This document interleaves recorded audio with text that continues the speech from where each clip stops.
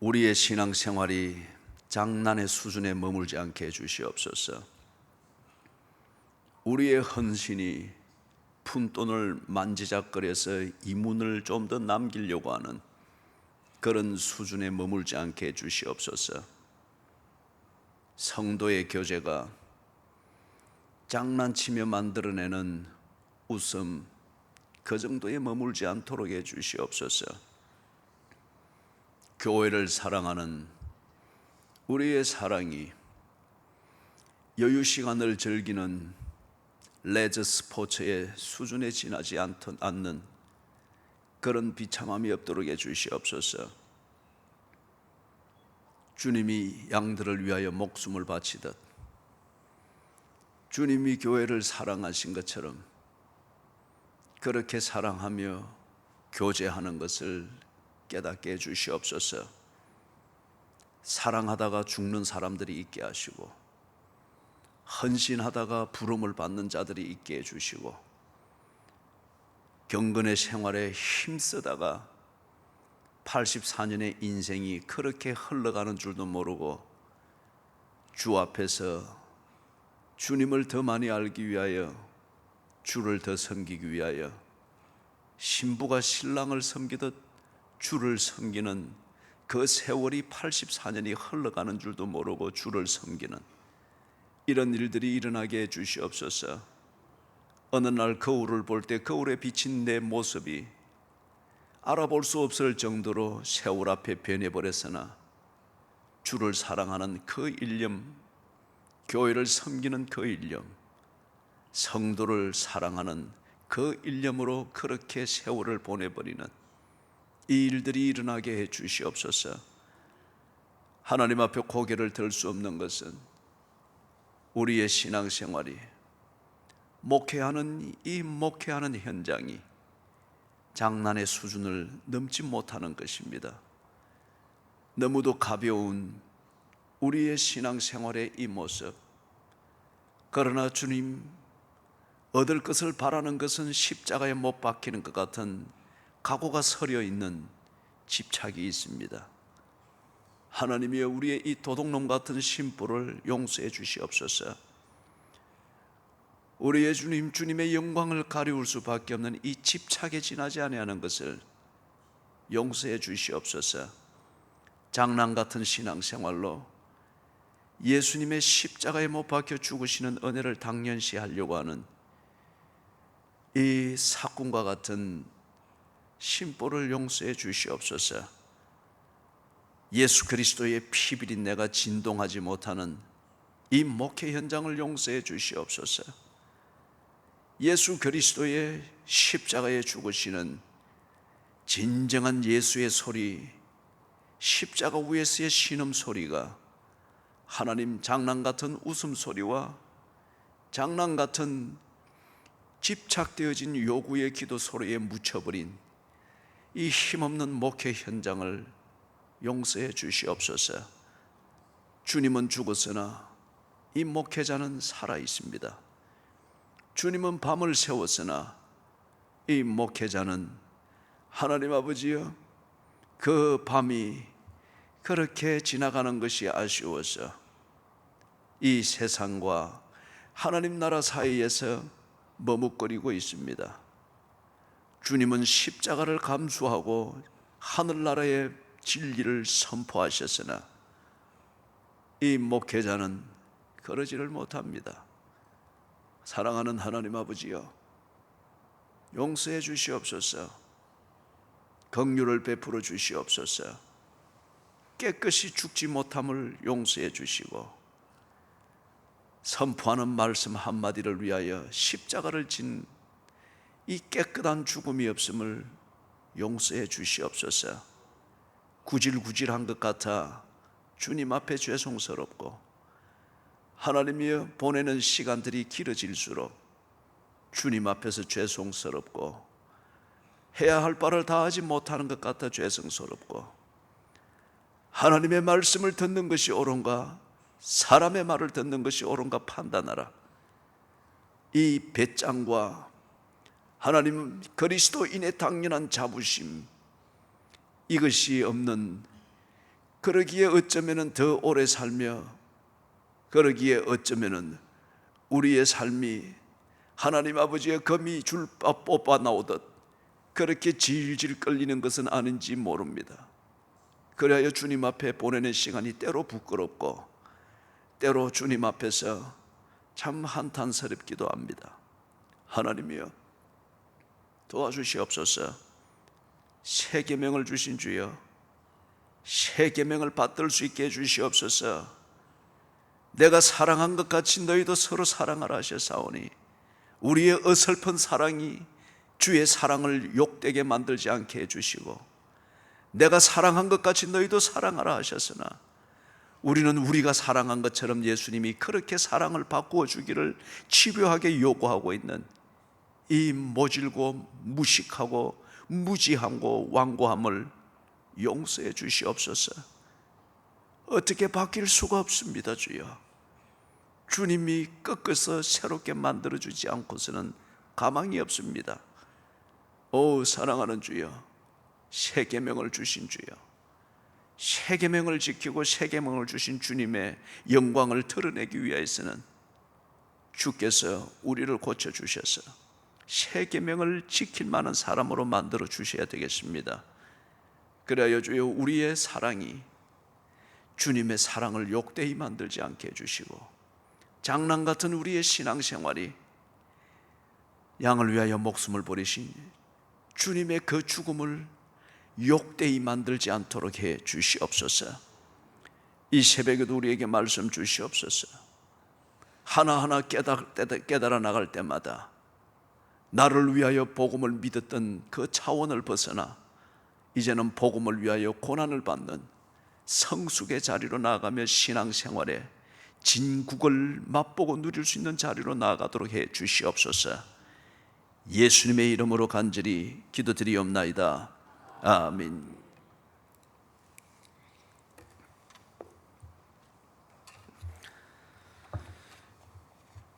사도행전입니다. 사도행전 6장 1절에서부터 7절입니다.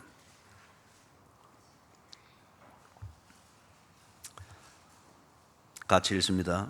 그때에 제자가 더 많아졌는데 헬라파 유대인들이 자기의 과부들이 매일의 구제에 빠짐으로 히브리파 사람을 원망하니 12사도가 모든 제자를 불러 이르되 우리가 하나님의 말씀을 제쳐놓고 접대를 일삼는 것이 마땅하지 아니하니 형제들아 너희 가운데서 성령과 지혜가 충만하여 칭찬받는 사람 7을 택하라. 우리가 이 일을 그들에게 맡기고 우리는 오로지 기도하는 일과 말씀 사역에 힘쓰리라 하니 온 무리가 이 말을 기뻐하여 믿음과 성령이 충만한 사람 스데반과 또 빌립과 브로고르와 니가노르와 디몬과 바메나와 유대교에 입교했던 안디옥 사람 니골라를 택하여 사도들 앞에 세우니 사도들이 기도하고 그들에게 안수하니라. 하나님의 말씀이 점점 왕성하여 예루살렘에 있는 제자의 수가 더 심히 많아지고 허다한 제사장의 무리도 이 도에 복종하니라. 아멘.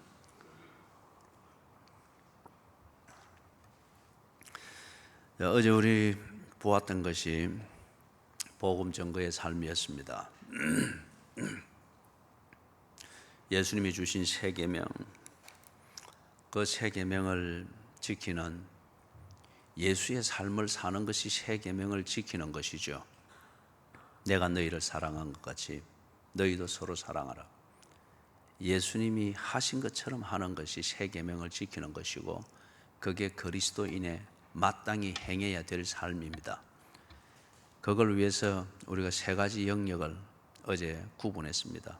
하나는 교회 밖에서의 삶입니다. 교회 밖에서의 삶. 그거는 한마디로 말하면 복음 전거의 삶입니다. 복음 전거의 삶. 밥을 먹든 사업을 하든 직장 생활을 하든 길을 가든 가정에 앉아서 잠시 쉬든 어떤 복음 직접적으로든 간접적으로든 복음 증거가 되는 삶이어야 됩니다. 이걸 보고 우리는 빗대고 소금되는 삶이라 그렇게 이야기를 했습니다. 그래서 그 부분에 대해서 우리가 쭉 나눴는데 많은 분량을 제한된 시간에 그렇게 나누었습니다. 이것은 앞으로 우리가 또 기회가 되어 가면은 계속 살피게 될 것입니다. 그래서 그걸 한 문장으로 정리하면은 복음을 위하여 핍박을 받는 삶이 되어야 됩니다. 모든 환난으로부터 나를 지켜주시고 이유 없고 쓸모없는 환난으로부터는 보호를 받아야 됩니다. 그 다음에 초신자의 단계에서는 이런 것으로부터 보호를 받는, 그걸 통하여서 하나님의 살아계심과 은혜를 배워가게 됩니다.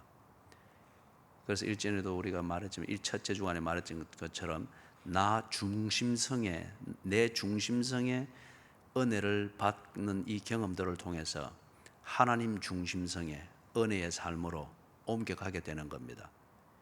그래서 어제 보았던 게 이제는 고난을 위하여, 복음을 위하여 고난을 받는 것. 초기 단계에서는 고난으로부터 보호받기 위해서 복음이 필요했습니다. 그걸 통해서 하나님의 살아계심과 하나님의 은혜가 믿어지고 입증이 되었으면 이제는 복음을 위하여 고난을 받아야 됩니다. 그런데 그 고난으로는 절대 망하지 않습니다. 그런 고난으로는 단단해집니다. 정말 신앙생활의 진국이 무언가를 알게 됩니다. 천국이 무언가를 경험하는 일상이 됩니다. 일상이 된단 말이에요. 그래서 복음을 위하여 고난을 받으라. 바울이 수제자 디모데에게 했던 말씀처럼 우리에게도 그게 필요합니다. 모든 교인이 다 그런 수준에 있는 것도 아니고 그런 분량에 있는 게 아닙니다. 그런 사람들이 더러 생겨야 됩니다. 그게 교회가 자라가고 있다고 하는 증거고, 그런 게 하나의 중심축이 되어가지고 주변의 군집을 딱 관리를 할 수가 있습니다. 복음을 위하여 고난을 받으라. 성숙입니다. 그 다음에 이런 성숙이 이루어질 때에 세 계명을 지키는 그 영역이 이제 교회 안에서의 생활을 통해서 세 계명이 지켜지는, 이게 이루어지는데, 두 번째 영역인 건 양육이 제대로 돼야 됩니다. 양육, 훈련. 교회에서 어떤 면에서 성도의 교제에서 양육하고 훈련하고 교훈하고 책망하고 바르게 함, 이게 성경의 본질적 기능이지 않습니까? 이게 제대로 시행이 되어지지 않으면은 성도의 교제는 이루어지지 않습니다. 그리고 교회의 존재의 의미 자체가 없어집니다. 양육, 즉 교훈하고 책망하고 바르게 함고 의로 교육함, 이게 성경의 본질적 기능이란 말이에요. 그러면은 기독교는 성경의 종교입니다. 그래서 이 성경대로 기능이 행해지지 않는다. 거기서 무슨 화목한 분위기, 그런 화목한 분위기는 어디 가도 만들어질 수 있는 그런 종류의 분위기에 지나지 않습니다. 그렇기 때문에 이 교회 안에서의 이루어지는 이 중요한 세 계명을 실천하는 것, 그 두 번째 영역인 양육, 훈련, 그죠? 이게 잘 이루어져야 되는데, 이걸 위해서 가장 근본적인 문제가 뭔가 하면은 목사와 교인들 간의 관계와 교제입니다. 이게 되어지지 않으면은 양육과 훈련이라는 이 본질적 기능은 언제나 이 마귀로 틈을 타게 만드는 통로밖에는 되지 않습니다. 목회자가 이 양육과 훈련을 목적으로 하는 이 교인과의 관계를 오도하거나 잘못하게 됐을 때 목회를 통하여서 늘 교회는 끊임없이 시험이 오게 될 것이고, 아니면은 교인이 목회자와의 이 관계와 교인의 역할을 제대로 알지 못하고 있으면은 언제나 목회자 때문에 시험 들게 되어 있습니다.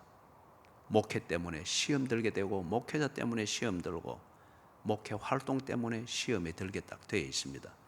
그리고 또 중요한 것은 교인들 간에 시험이 들고 그렇게 어려워지더라도 결국 그게 교회의 문제가 되고 아니면은 한 개인의 궁극적으로 무너지게 만드는 시험이 되는 그 마지막 꼭지점은 뭔가 하면은 목회자입니다.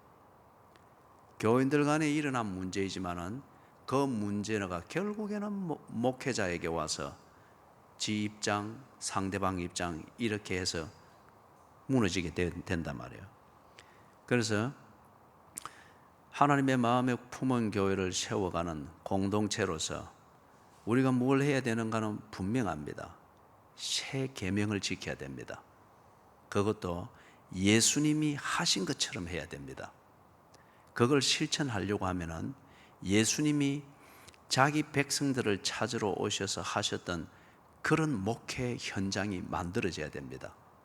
이걸 위해서는 목사가 예수를 본받아야 됨이 있고 교인들이 예수를 본받아야 됨이 있습니다. 그래서 그것의 기본적인 모델은 요한복음 10장입니다. 우리가 흔히 말하는 선한 목자 그리고 삭군을 이야기하죠. 그래서 목자는 양의 이름을 알고 양은 목자의 음성을 알고 듣는다고 했습니다. 이게 근본적인 모델입니다. 제가 호주에서 이렇게 처음에 2006년도에 들어올 때 이 요한복음 10장 이게 제 모델이었습니다. 그리고 목회자는 그래야 된다 생각했고, 그리고 제가 이 시내가에 심은 교회 태동이 돼서 이제 이렇게 됐죠. 이걸 위해서 32명의 교인들의 그 입장을 생각해서 다시 돌아오게 된 것도 요한복음 10장입니다. 요한복음 10장. 그렇기 때문에 목회의 제 원리는 요한복음 10장. 예수님께서 양을 돌보시던 예수님처럼 해야 됩니다. 그 앞에서 완전할 수는 없으나 우리의 완전함이든지 불완전함을 판단하는 기준이 뭐냐? 그거는 교인들의 여론이나 어떤 이런 것도 생각해야 되겠지만은 가장 목회자의 중심, 그 양심은 어디에 근거해야 되고 어디로부터 나와야 되느냐? 저는 요한복음 10장입니다.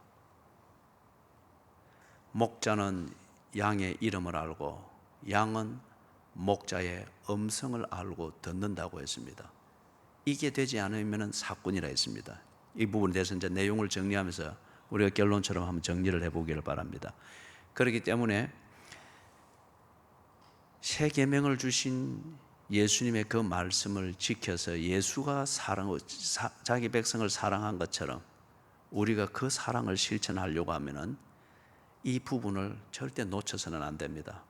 목회자와 교인들 간의 이 관계가 예수님과 이 예수님을 돌보던 양들 사이의 이 관계처럼 되어야 됩니다. 이 관계처럼. 자, 오늘 우리가 읽었던 이 본문이 그렇게 실천하는 끝에 이 사랑 목회 현장에서 이루어지는 예수님이 주신 새 계명을 실천해 나가고 이것이 구체화되어 나가는 한 과정입니다. 거기에서 이걸 지금 보여주는 거예요. 먼저 1절을 보면은 그 때에 제자가 더 많아졌는데, 여기 그 때에 관한 상황은 어제 우리가 많이 보았습니다. 제자가 더 많아졌는데 헬라파 유대인들이 자기의 과부들이 매일의 구제에 빠짐으로 히브리파 사람을 원망하니, 예루살렘의 교회가 자라가고 왕성해지게 되어지니까 다양한 사람들이 모였습니다. 여기서 빚어지는 성도의 교제의 과제에 대해서는 이제 내일과 모레 우리가 집중해서 보게 될 겁니다. 그거는 세 번째 영역이에요.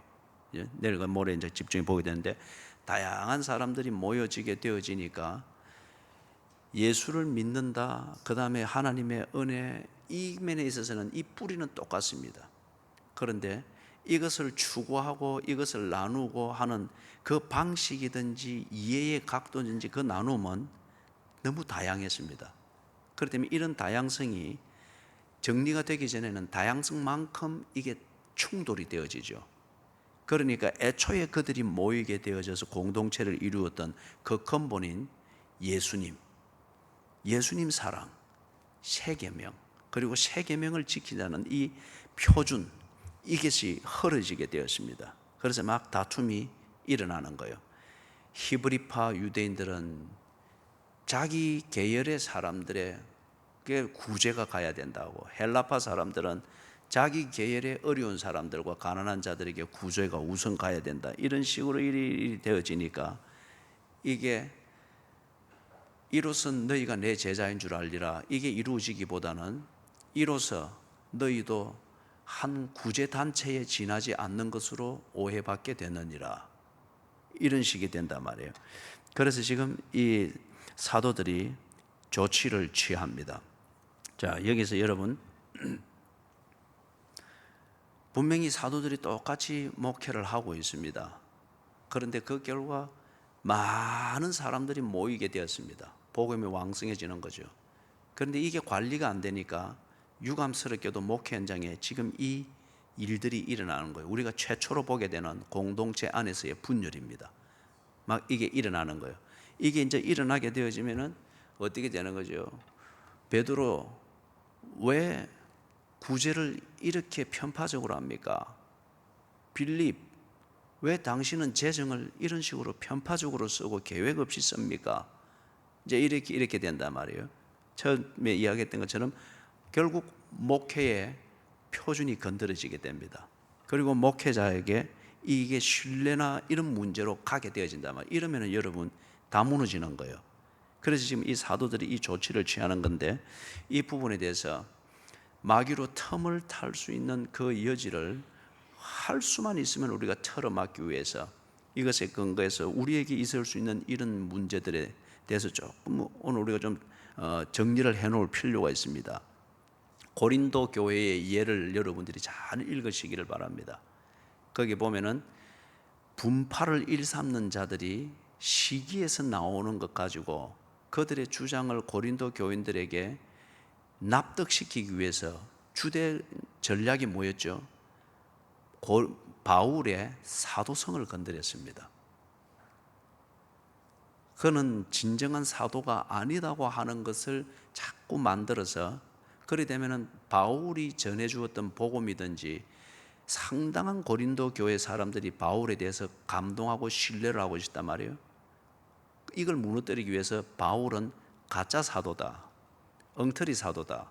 그래 되면은 바울이 감동은 끼치지만은 그가 전하는 복음은 엉터리라는 이게 되는 거죠. 그렇게 해서 분열을 일삼았습니다. 그래서 고린도 교회의 그 분파가 언제나 고질적이었죠. 이걸 해결하는데 애를 먹었습니다. 갈라디아 교회의 예를 또한 여러분들이 읽으시기를 바랍니다. 거기 보면은 3장인가 그럴 거예요. 가만히 들어온 자. 갈라디아 이 지방에서도 이 교권에 대한 다툼이 많은 이 사람들이 있고, 특히 이 유대인 출신들 기독교인들이 이 부분에 대해서 언제나 이 문제를 일으켰단 말이에요. 그래서 바울에게 모든 게 쏠리는 것 같으니까 이 바울을 어떻게든지 없애야 됐습니다. 그래서 여기서도 가만히 들어온 자들, 이 사람들이 바울의 사도성을 자꾸 건드리고 무너뜨렸습니다.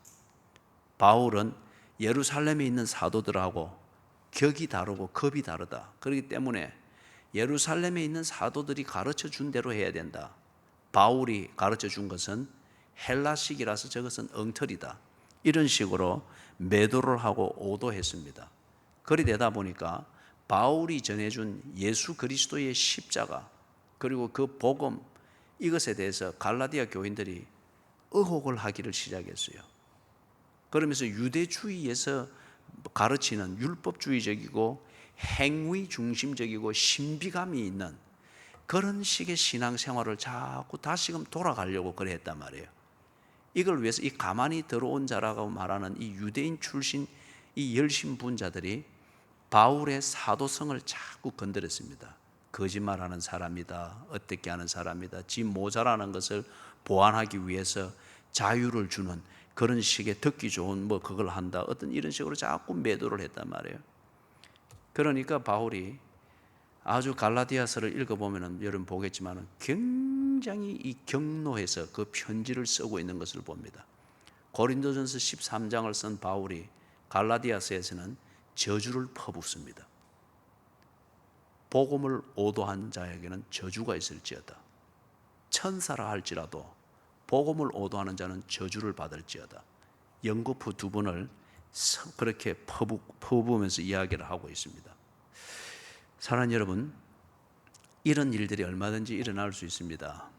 제가 이전에 있던 교회에서 이걸 긁어낼 때에 한 너댓 명이 교회 홈페이지를 통해서 늘 이 말을 공방을 하면서 글을 올리는 걸, 이걸 나중에 제가 그 노회에서 나온 수습위원들한테 증거를 사실을 보라고 자료를 부교육자들 빼면서 이 종이에 뽑으니 한 이만큼 돼요. 그걸 그 노회 수습위원들한테 주고 한테 한 장도 안 읽어봤어요. 그 내용들은 다 지금 목사가 거짓말한다, 평날 가른다, 이거예요. 교인들은 아주 그런 면에 대해서 쉽게 동조를 하거든요. 정서를 건드리면, 정서적으로 삐딱하게 되면은 내용은 아무 상관이 없습니다. 정서적으로 그래야 됩니다. 그래서 그런 글들을 퍼붓고 뭐 글을 써서 돌리고 이제 이런 것들인데, 목사가 거짓말한다, 뭘 한다, 특히 거짓말한다는 이걸 자꾸 그렇게 일삼아서 불신을 조장하려고 그렇게 했던 거죠. 그런 일들이 앞으로도 일어날 수가 있습니다. 이런 것들이 없도록 우리가 최선을 다하고 그걸 위해서 우리가 지금 이 시간을 특별히 가지는 겁니다. 그러나 교회가 자라갈 때는 언제나 마귀로 틈을 탈 수 있는 틈은 벌어지게 되어 있습니다. 그 중에서 특별히 목회자와 교인의 이 관계, 이 틈을 비집고 마귀는 틈을 타게 딱 되어 있습니다. 그럴 때에 여러분, 고린도 교회의 예와 같고 갈라디아 교회의 예와 같고 이전에 제가 있던 교회에 그런 것도 얼마든지 일어날 수 있는 일이단 말이에요. 그럴 때에 마귀로 틈을 타지 못하도록 오늘 아침에 제가 지금 드리는 이 6가지의 기준을 가지고 언제나 목회자를 평가하고 판단하십시오. 그래서 여기에 들면은 그대로 처리를 해버리십시오. 그러나 여기에 들지 아니하면은 천사가 와서 그렇게 말을 한다 할지라도 믿으면 안 됩니다. 6가지가 뭐냐? 목사가 성경에 있는 내용이 아닌 것을 말하고 주장을 하면은 듣지를 마십시오. 설교는 성경에 대한 해석입니다. 그 해석에 어떤 주제를 다루고 어떤 부분을 다루느냐, 그것만 가지고 말하지 말고 그게 성경에 있는 얘기면은 새겨 들어야 됩니다. 새겨 들어야 되고, 그 다음에 두 번째는 우리 교회가, 우리는 이런 표준으로 성경을 믿고 신앙생활을 합니다. 신학적 기준이 있습니다. 이 신학적 기준과 모순되는 것을 가르치고 그렇게 하면은 목회자를 의심하십시오. 그리고 따지십시오. 그리고 분명히 다른 것이 보이면은 처리를 해야 됩니다. 우리의 믿음을 정리하고 표방하고 가르치는 그 표준으로 삼는 신학적 기준과 그것과 다를 때에는 반드시 짚어야 됩니다. 세 번째는 목사가 목회 현장에서 교인들 사이에 이간질하는 것이 있을 때에 이는 당장 쫓아내버려야 됩니다. 이간질하는 것이 있을 때. 그런데 이럴 때는 여러분이 아주 조심을 해야 됩니다. 제가 앞에 있던 교회에서 이 부분을 가지고 막 그 사람들이 합숙을 해가면서 이거 알리바이 만든다고 그래 했거든요. 그러나 지금 3년이 지나가도 증명한 것은 아무것도 없습니다. 저는 이 문제를 굉장히 중요하게 여깁니다. 그렇기 때문에 저는 사사로운 신방을 하지를 않습니다. 사사로운 신방을 하지를 않습니다. 그래서 목사가 이간질하는 것이 보인다, 그리고 그게 분명한 증거가 있다, 이거는 두 분 다시 돌아볼 필요가 없습니다. 그러나 한편 조심해야 될 것은 이 부분을 가지고 혐의를 만들고 의심을 만들면서 마귀는 언제나 공격을 합니다. 그럴 때 반드시 사실 확인을 하시고 언제나 사실과 증거에 근거해서 판단하는 이 신중함을 잊어서는 안 됩니다. 세 번째 말했던 것은 목사가 이간질을 하는 그런 목회를 한다, 반드시 이는 짚어야 됩니다. 네 번째, 교회의 재정을 남용하는 것이 있을 때에 대단히 위험합니다. 교회의 재정을, 저는 지금 현재 교회 지출에 대해서 결제를 하거나 보고도 받지를 않습니다. 앞으로는 좀 더 교회가 조직화되어지고 정리되면은 사전 지출하기 전에 이 지출 결제는 제가 봐야 된다고 생각을 합니다. 그런데 이 지출하든지 이것에 대해서 내가 일절 사정 결제하거나 점검하지 않습니다. 단지 내가 확인하는 것은 여러분들이 11조 헌금을 드리고 감사 헌금을 드렸던 그 봉투에 적혀 있는 기도의 제목을 읽고 그 다음에 그 헌금 생활은 성도의 신앙 생활의 중요한 부분입니다. 훈련은 중요한 부분이에요. 예를 들면 그런 거예요. 용서를 하지 않으면서 하나님께 용서를 구하는 것은 믿지 않는 것이라 했잖아요. 그죠? 마찬가지로 여러분이 11조 생활을 하지 아니하면서 하나님께 먹을 것을 구하고 직장을 구하고 뭘 구하는 것, 그거는 믿지 않는 기도이기 때문에 하나님이 주시지 않습니다. 11조는 하나님이 내 소유주이시고 주권자입니다. 이 고백의 정표예요. 그걸 고백하는 믿음이 실천하지 않으면서 하나님 밥을 주십시오, 건강을 주십시오, 자식 잘 되게 해주십시오, 안 믿으면서 그 기도를 요구를 하는데 하나님이 왜 들어주겠느냐는 거예요. 그게 내가 마가복음 11장에 나오던 그 용서에 대한 그 기도입니다. 그렇기 때문에 제가 여러분이들은 헌금 봉투는 내가 그 회계부에서 받아서 늘 읽고 확인을 합니다. 그거는 신앙생활의 지표예요. 그렇지만은 이 가운데서 어느 분이라도 헌금에 대해서 저한테 간섭을 듣거나 아니면은 누구의 얘기를 듣거나 한 분이 없을 것입니다. 언제나 그걸 참고하여서 신앙생활 지도를 또는 어떻게 해야 될 것인가를 참고를 하는 것이죠. 그거 외에는 제가 지금 재정에 관여하지 않습니다. 재정 남용을 하거나 여기에 불법이 있을 때는 이거는 반드시 집회됩니다. 이거는 자그마한 것이라도 성직자가 돈과 관련되어지고 돈의 맛을 보면은, 그리고 이걸 장부를 조작하는 이것을 딱 맛을 들이면은 금방 타락해 버립니다. 그 다음에 다섯 번째는 뭐냐? 여기에서 목사가 도덕적으로 본이 안 되면은 더 이상 본받을 게 없습니다. 완벽한 것을 말하는 게 아니고 여러분도 목회자에게 완전한 것을 요구해서는 안 됩니다. 그것을 위해서 우리가 다 애쓰고 노력할 뿐이며 완전하지 못하기 때문에 겸손할 것뿐입니다. 그러나 가르치고 그 다음에 주장하고 그 면에 대해서 내가 설교한 대로 다 살지는 못합니다. 그러나 적어도 그것을 인정하는 겸손함과 진실함은 있어야 됩니다. 그렇기 때문에 그런 면에 있어서 도덕적으로 본이 안 된다, 모순된다, 이렇게 될 때에 여러분들이 신뢰할 수가 없습니다. 그 목회자를 신뢰할 필요가 없습니다. 여섯 번째, 마지막입니다. 사꾼은 믿어서는 안 됩니다. 요한복음 10장에서 예수님께서 목자와 사꾼을 비교를 했죠. 사꾼은 자기의 이익을 위하여서 양을 잡아먹는다고 했습니다. 저는 제 가정과 세 자녀를 거기 두고 32명의 그 상태를 그냥 두어서는 안 된다. 노예가 수습을 못하고, 그리고 있던 교회에서 한 번이라도 찾아와서 그렇게 있던 교회로 돌리기 위해서 뭔가 몸부림을 치는 이것조차도 안 보인다. 그럴 때에 이 일은 내가 해야 된다고 제 양심이 그렇게 확인을 했습니다. 그리고 그게 목자라고 믿었습니다. 그리고 왔습니다. 그래서 제 세 자녀들은 그런 얘기 하지 말아 합니다. 하면은 굉장히 화를 내요. 내가 여기서 교인들을 위하여서 나를 희생할 때에 너희들이 있는 곳에서 누군가가 너희들을 위해서 희생해 줄 것이다. 이 말을 제 세 자녀들은 분노로 듣습니다. 그래서 세월이 그것은 말을 해줄 것이라 생각을 합니다. 무엇을 말하고자 하는가? 이게 어떤 이가 생각하고 또는 노예가 생각하고 뭐 어떤 다른 사람들이 생각을 하는, 여기서 뭐 제가 노예에서 이런 것 때문에 교활하다는 얘기도 듣고, 재판국에서 뭐 그런 새까만 후배로부터 재판정에서도 설교를 듣고 뭐 사꾼이다 뭐 이런 이야기도 듣고, 그렇지만은 거기에 대해서 저는 조금도 화가 나지도 아니었고 흔들림은 없었습니다.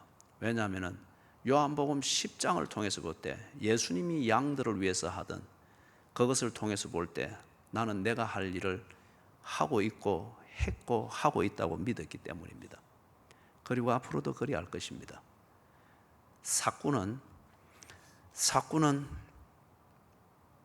다른 말로 말하면 목자는 양들의 비위를 맞추는 것이 아니었습니다. 사꾼은 양들의 비위를 맞추어서 도살장으로 데려갔습니다. 그러나 목자는 지팡이와 막대기로 때로 때려서 아니면 배때기를 걸어 올려서라도 낭떠러지로 가지 못하도록 만들었습니다. 그리고 우리에 들어가도록 만들었던 게 예수님이 선한 목자에 비유해서 했던 말입니다. 그렇기 때문에 여러분, 6가지 말했습니다. 성경에 없는 것을 가지고 목회를 하면, 두 번째, 우리의 신앙의 표준인 신학적으로 모순이 될 때, 세 번째, 교인들 사이에 이간질을 시키는 목회를 할 때, 네 번째, 교회의 재정을 남용하고 교회의 재정의 공평성을 해칠 때, 다섯 번째, 도덕적으로 본이 안 될 때, 완전한 것을 말하는 것이 아닙니다. 여러분이 예를 들면 제가 목사로서 도덕적으로 실수했을 때 이 목사를 용납해 줄 수 있겠습니까? 실수와 자그마한 것일지라도 그 도덕적으로 그것을 모순을 범하는 것은 다릅니다. 실수는 용납할 수 있는 그런 그릇이 되기를 바랍니다. 이전에 곽선희 목사님이 소망교회를 세우셨던 분이 그 면에 있어서 7계명과 관련해서 큰 것은 아닙니다만 자그마한 것이 정서적으로 문제가 될 만한 일이 있었어요. 그런데 거기에 대해서 그분이 그런 의도가 있었던 게 아니고 처신의 실수였습니다. 그걸 여전도의 회원들이 나서서 그 실수를 용납했습니다. 그러고로 그 소망교회가 지금의 소망교회로 쫙 자라갈 수 있었습니다. 그죠? 그래서 지금 제가 말하고자 하는 건 뭐냐? 도덕적으로 본이 안 된다. 완전한 것을 말하는 게 아닙니다. 실수는 여러분들이 용납할 수 있고 그런 면에 있어서는 서로 배워가며 있기를 바랍니다. 아닌 것을 가지고 뿌득뿌득 주장하면서 그게 도덕인 것처럼 할 때는 달리 보아야 되는 거죠. 6번째 마지막으로, 사꾼인 목사를 믿을 필요는 없습니다. 이 6가지입니다. 그렇기 때문에 여러분, 이 6가지의 기준과 그것과 관련되어진 어떤 것이 아닌 다음에는 목사와 목회 현장을 의심해서는 안 됩니다. 우리가 제가 화요일입니까? 그때 할 때에 말씀을 드렸죠, 그죠? 제게 없는 것, 제게 없는 것이 사람의 친화력을 만들고 그런 재주를 만들고 하는 이런 것, 그런 게 제게는 별로 없습니다. 제가 시드니 있을 때 그런 걸 해보려고 이래 했는데, 그래서 장경동 목사의 설교도 많이 들어보고 이래 했는데, 저는 장경동인 게 아니에요. 아무리 해도 저는 전상수예요. 그래서 해보려고 좀 재밌게 해보려고 이래 했는데 제 아이들이 하지 마라 그럽니다. 왜 그러나 이게 아빠 유머는 썰렁해. 그런 거예요. 그 다음부터 뭐 그래 그거는 내가 아니구나. 그런 부분에 대하여서 여러분, 사랑이 있다 없다 이래 할 때에 남들보다 나를 좀 더 알고 있는 먼저 된 교인인 여러분들이 그 부분을 보호해 줘야 됩니다. 그런 얘기들을 이렇게 듣고 하면서 그래 그렇지 사랑이 없어. 그리 되면은 내가 고린도 교회의 케이스고 갈라디아 교회의 케이스입니다. 앞에서 이야기했던 이 6가지와 그것에 관련되어진 어떤 문제, 그런 게 아닌다면은, 그리고 그게 사실과 증거에 근거해서 그런 게 결론이 없는 것 같으면은 좀 심지가 굳기를 바랍니다. 그래서 마귀로 틈을 타지 못하도록 해야 됩니다. 그래서 갈라디아서 6장 찾아보십시다.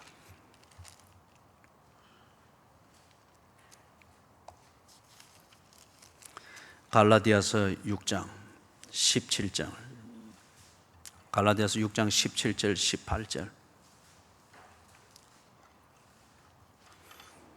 찾으셨습니까? 예, 17절 18절 같이 읽습니다. 이후로는 누구든지 나를 괴롭게 하지 말라. 내가 내 몸에 예수의 흔적을 지니고 있노라. 형제들아, 우리 주 예수 그리스도의 은혜가 너희 심령에 있을지어다. 아멘. 바울이 별 재주가 없었습니다. 그렇지만은 이 복음을 위하여서 고린도전서에서 말한 것처럼 모든 것을 배설물로 여기면서 오직 이 일만을 위해서 달려왔죠. 그러다 보니까 맞기도 많이 맞았고 돌에 맞기도 했고 몸이 상처투성이었습니다.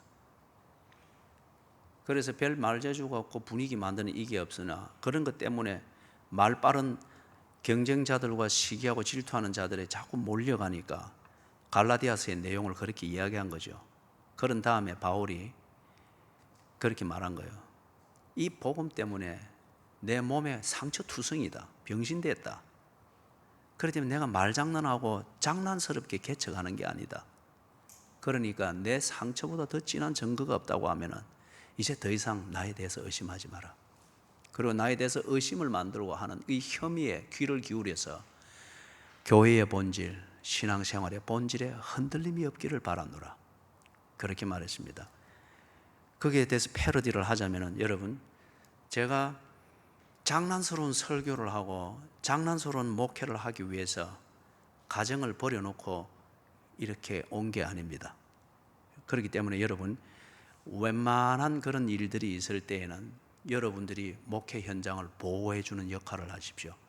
그리고 앞에 있었던 6가지의 이런 것들이 보일 때는 분명한 그리스도인들이 되십시오.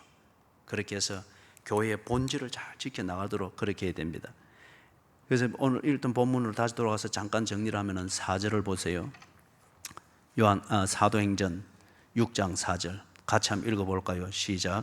우리는 오로지 기도하는 일과 말씀 사역에 힘쓰리라. 사랑하는 여러분, 제가 첫 예배를 3년 전에 첫 예배를 시작할 때 그 말을 했죠. 마음껏 설교하고 마음껏 선교하기를 원합니다. 그죠?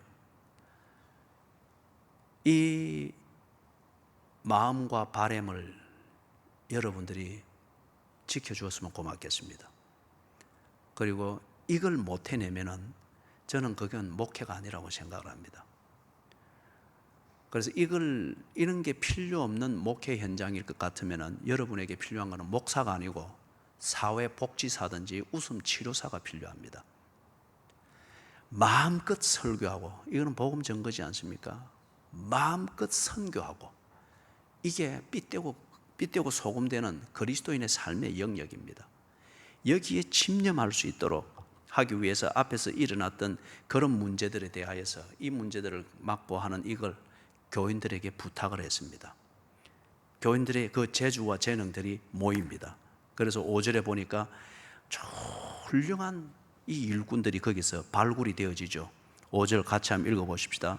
온 무리가 이 말을 기뻐하여 믿음과 성령이 충만한 사람 스데반과 또 빌립과 브로코로와 니가노르와 디몬과 바메나와 유대교에 입교했던 안디옥 사람 니골라를 택하여, 훌륭한 인물들이 여기서 발굴이 되어지면서 재정을 관리하는 것, 그 다음에 사람과의 대화를 만드는 것, 상담하는 것, 그리고 이 구제하는 이런 일들을 아주 조직적으로 잘 만들어 나가게 되는 것을 봅니다.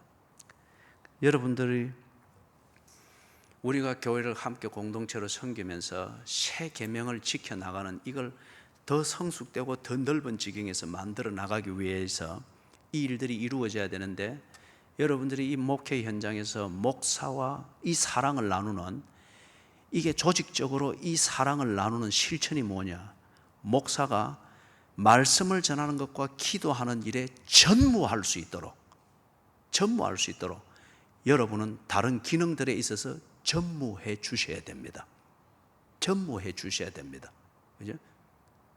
일전에 교인이 그러더라고요. 제가 목사님의 가방 구찌가 되어서 좀 선교 현장도 따라다니고 하면 좋겠네요. 가방 모찌가 뭔지 아시죠? 예? 늘 이 가방 들어주는 그 비서 있지 않습니까? 그죠? 그래서 그분의 그 충정이 보였어요. 그렇다고 해서 저는 그런 걸 사용하고 또는 그런 타입의 목사는 아닙니다. 그죠? 그런데 그렇게 농담 비슷하게 말을 하지만 그분의 그 충정이 보였어요. 교회 사랑의 그 충정. 그렇게 할 때에 교회가 역할을 따라서 안정되이 그렇게 할 것이다. 부흥에 대한 열망이지 않습니까? 그 열망을 위해서 제가 목사님의 가방 모찌가 되어서 신방도 따라다니고 목회 현장도 따라다니고 선교 현장도 그렇게 따라다니고 싶습니다. 자기를 그렇게 비굴하게 낮추는 것 같으나 그러나 그분의 충정이 보였어요. 정말 교회 부흥을 위하여서 뭘 바라는가 하는 이것이 보였단 말이에요.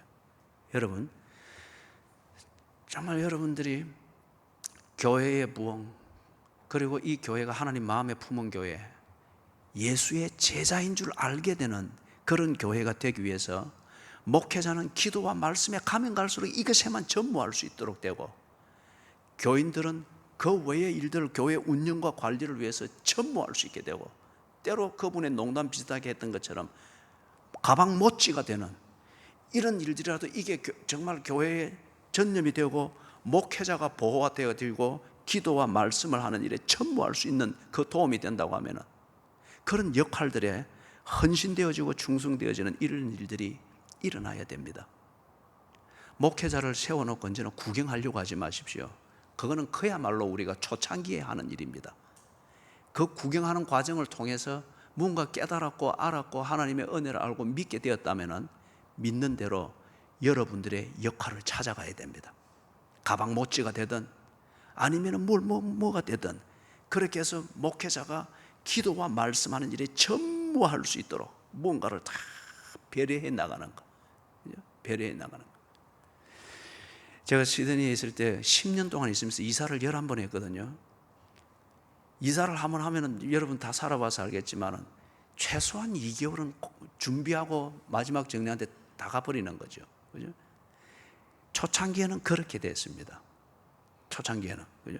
그렇기 때문에 여러분들이 이런 것들까지도 감안을 해서 어찌든지 교회가 기도와 말씀에 전무하는 이 일에 있어서는 흐트러짐이 없도록 조직과 교제와 유기적인 이 활동들이 이런 것을 관심을 두고 쫙 집중되어지는 것, 이런 도움이 목회자에게는 정말 필요하고, 목회가 제대로 되어가고 있다고 하면 이런 것들이 나타나야 됩니다. 이런 것들이. 그 다음에 7절을 같이 읽겠습니다. 시작. 하나님의 말씀이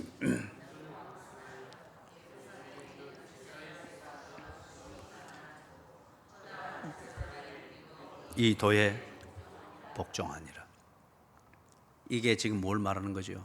우리 요한복음 13장 35절에 말했던 것, 이로써 너희가 내 제자인 줄 알리라.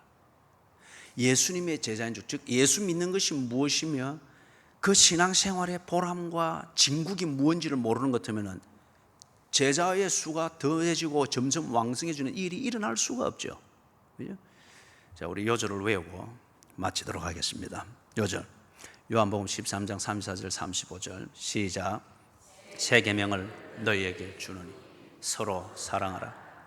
내가 너희를 사랑한 것 같이 너희도 서로 사랑하라. 너희가 서로 사랑하면 이 모든 사람이 너희가 내 제자인 줄 알리라. 아멘.